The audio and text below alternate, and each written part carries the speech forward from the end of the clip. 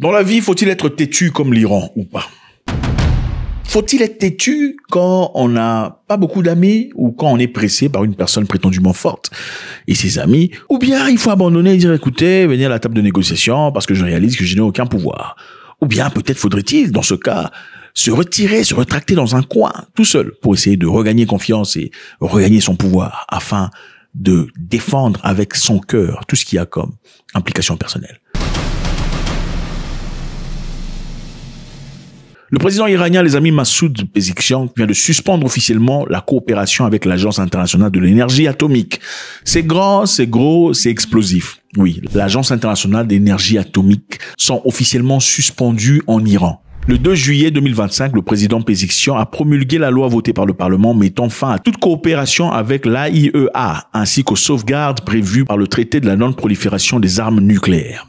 C'est chaud. C'est chaud, c'est chaud. Pourquoi s'y arriver? On va découvrir tout de suite. Quelles sont les conséquences? Les conséquences sont simples. Désormais, toutes les inspections, toute future inspection des sites nucléaires iraniens devraient être implicitement approuvées par le Conseil suprême de sécurité nationale que Pezeshkian préside. C'est-à-dire, ils avaient jadis accès à tous les sites nucléaires, sans limite, sans contrôle. Pour effectuer leur contrôle, désormais, il va leur devoir recevoir une permission, une autorisation officielle du Conseil suprême de sécurité iranien présidé par Pezeshkian. L'AIEA n'a pas condamné les récentes attaques contre les installations nucléaires iraniennes, même pas superficiellement. L'Organisation iranienne de l'énergie atomique suspend sa coopération avec l'agence jusqu'à ce que la sécurité de nos installations nucléaires soit garantie. Vous posez certainement la question de savoir c'est quoi l'AIEA, ok? Pour comprendre.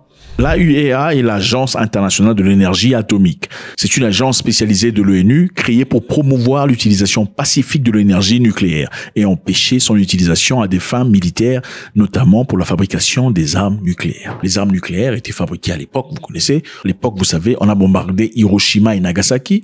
Il y a eu beaucoup de morts, beaucoup de dégâts. Et après que quelques pays eurent acquis l'arme nucléaire, on a finalement décidé de créer cette institution dans l'objectif de contrôler l'utilisation du nucléaire. L'AIEA a été fondée en 1957 et en 2024 comptait 178 pays affiliés à cette institution. Ils ont généralement pour objectif de vérifier que les matériaux nucléaires comme l'uranium, le plutonium ne sont pas détonés à des fins militaires et aussi effectuer des inspections sur site, faire de la surveillance satellite et de l'analyse de données. C'est-à-dire ils peuvent à travers des satellites inspecter votre pays pour savoir si vous êtes en train de chercher à créer une bombe atomique. L'AIEA a aussi un cadre qu'on appelle le TNP. Le TNP, c'est le traité de non-prolifération. Le TNP, le traité de la non-prolifération des armes nucléaires, c'est un accord international signé pour empêcher la propagation des armes nucléaires et aussi encourager le désarmement nucléaire. Alors, ses objectifs principaux sont, il s'arrange que les pays ne possèdent pas l'arme nucléaire et ne s'engagent pas à l'acquérir. 2. Les pays qui en possèdent déjà, tels que les États-Unis, la Russie, la Chine, la France, le Royaume-Uni, ne s'engagent pas à aider les autres à en développer. Donc, ils sont un peu là pour garder, s'assurer que les choses ne vont pas dans la mauvaise direction. Ce traité de non-prolifération a été signé par beaucoup de pays, mais certains pays, y compris Israël, la Corée du Nord, ont refusé de signer. Cette décision, les amis, est une réponse directe aux frappes aériennes américaines et israéliennes sur les installations nucléaires iraniennes en juin 2025, notamment sur Fordo et Natanz. On a tous vu comment Donald Trump a choqué le monde en envoyant des B-2 pour aller bombarder dans l'objectif de détruire complètement Fordo et Natanz, qui sont des sites nucléaires enfouis sous le sol. Aujourd'hui, je peux dire au monde que les frappes ont été une réussite militaire spectaculaire. Les principales installations d'enrichissement nucléaire de l'Iran ont été intégralement et totalement détruites. C'était un choc pour tout le monde, mais aussi à la surprise de tout le monde. Apparemment, ces frappes n'étaient pas tout à fait efficientes. Alors les Iraniens ont trouvé que les Américains et les autres n'étaient pas dignes de confiance. L'administration belliciste et hors-la-loi de Washington porte l'entière responsabilité des conséquences dangereuses et des implications profondes de cet acte d'agression.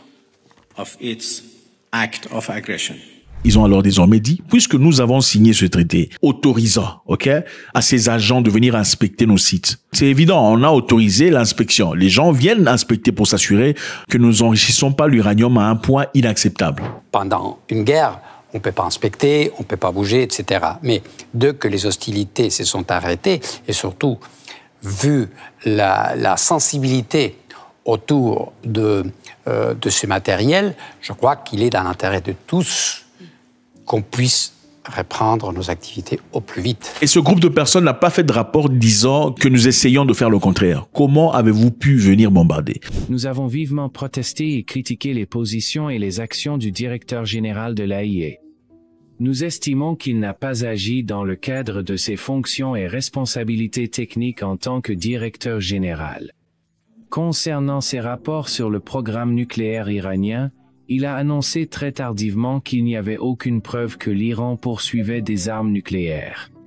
Il a fait cette déclaration après le début des agressions d'Israël, alors qu'il aurait dû l'indiquer explicitement auparavant.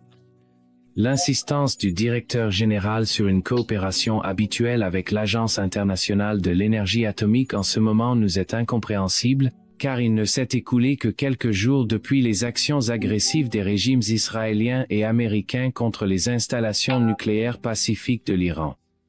Dans ces circonstances, il est totalement déraisonnable de s'attendre à ce que la coopération entre l'Iran et l'AIEA reprenne normalement. Dans ce cas, ok, nous aussi on arrête. Ils ne seront plus autorisés d'aller faire des inspections. S'ils doivent le faire, ça sera par autorisation du comité suprême. Alors l'Iran accuse aussi l'AIEA d'être biaisé et complice des frappes en affirmant que l'agence et son directeur soutiennent les agressions occidentales. Est-ce que cette institution peut être biaisée? C'est une possibilité, n'est-ce pas? Pourquoi? Ça dépend de qui sponsorise l'organisation. Et ensuite, ça dépend des affiliations personnelles et des préférences. C'est une possibilité. Les inspecteurs de l'AIEA restent en Iran pour l'instant, mais n'auront plus accès automatique aux installations. Chaque visite devait être autorisée manuellement, ce qui limite fortement la transparence et la surveillance. Le ministre israélien des Affaires étrangères, Gideon Siran, a immédiatement condamné cette décision, la qualifiant de renoncement total aux obligations nucléaires internationales de l'Iran. C'est quand même intéressant parce que on a vu les gens dans la télévision disant qu'ils avaient complètement détruit les sites nucléaires iraniens. Pourquoi on s'inquiète dans ce cas, si ça a vraiment été détruit? Mais il faut aussi souligner ici que Israël n'a jamais signé le traité de non-prolifération. Donc, techniquement parlant, s'il faudrait que quelqu'un se plaigne par rapport à ça, je ne sais pas si un pays qui n'a pas signé devrait en toute honnêteté se plaindre sur ça. On essaie d'être équilibré ici.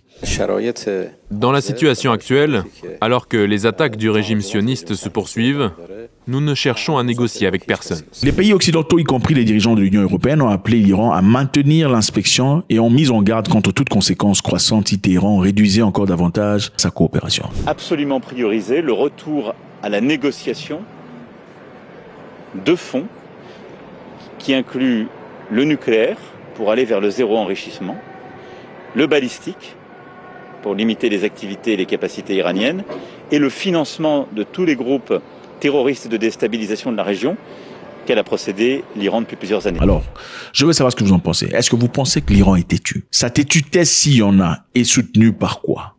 La force, peut-être. L'Iran est têtue et résistante parce qu'elle a des capacités de défense. Dans ce cas, faudrait-il que chaque pays dans le monde fasse un effort conciliant de se faire une capacité de défense, sans laquelle on serait incapable face à n'importe quelle tentative de déstabilisation. Savez-vous que l'Iran avait frappé les bases américaines en Irak après que Donald Trump eut tué Soleimani dans une attaque de drone? Vous vous en souvenez?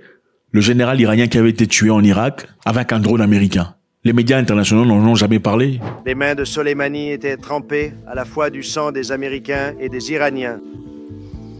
Il aurait dû être éliminé depuis longtemps. En réalité, les Iraniens avaient frappé une base militaire américaine et ont fait beaucoup de dégâts. Beaucoup de gens parlent de beaucoup de vies perdues, mais on n'en parle jamais parce que ça donnerait un peu l'impression que l'Amérique a été frappée, l'Amérique n'a pas réagi. Regardez ça. Est-ce la première frappe?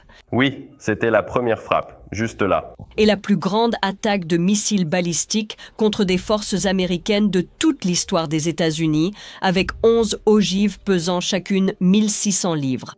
Tout a tremblé.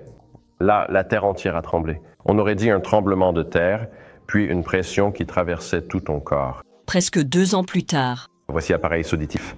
Khashoggi ne peut plus exercer son métier d'opérateur de drone. Il souffre d'une longue liste de maux. Maux de tête, Oui, problèmes de mémoire, oui, troubles de la vision et de l'équilibre. oui. Mon cerveau, il fonctionne en capacité limitée en permanence.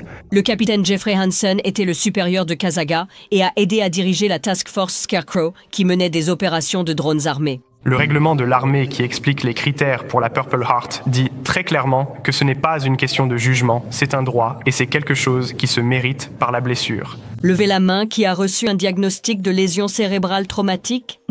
Nous nous sommes entretenus avec Hansen ainsi qu'avec Michael Pridgen et Hayley Webster qui se sont abrités dans ces bunkers conçus pour résister à de petites explosions, pas à des missiles de la taille d'un camion. Souffrez-vous? Oui.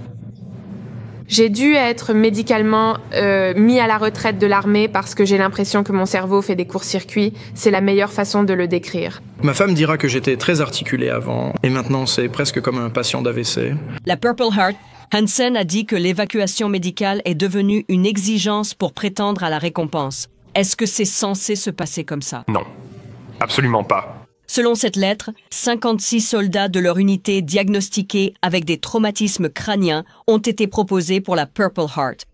Les soldats nous ont dit que seuls les 23 qui avaient été évacués médicalement ont été reconnus. Qu'est-il arrivé aux autres? Nous n'avons reçu aucune réponse. On nous a même dit de ne pas poser cette question. Le message que je recevais, c'était simplement que la situation politique n'allait pas permettre plus d'approbation. Les soldats ont déclaré une pression pour minimiser l'ampleur des blessures croissantes afin d'éviter une escalade avec l'Iran et de compromettre des soldats qui n'ont pas reçu la Purple Heart à la suite de cette attaque. Est-ce quelque chose que tu aimerais recevoir? Oui. Oui. Personnellement, c'est quelque chose que mon fils pourrait voir pour comprendre pourquoi je suis comme je suis, pourquoi j'ai changé.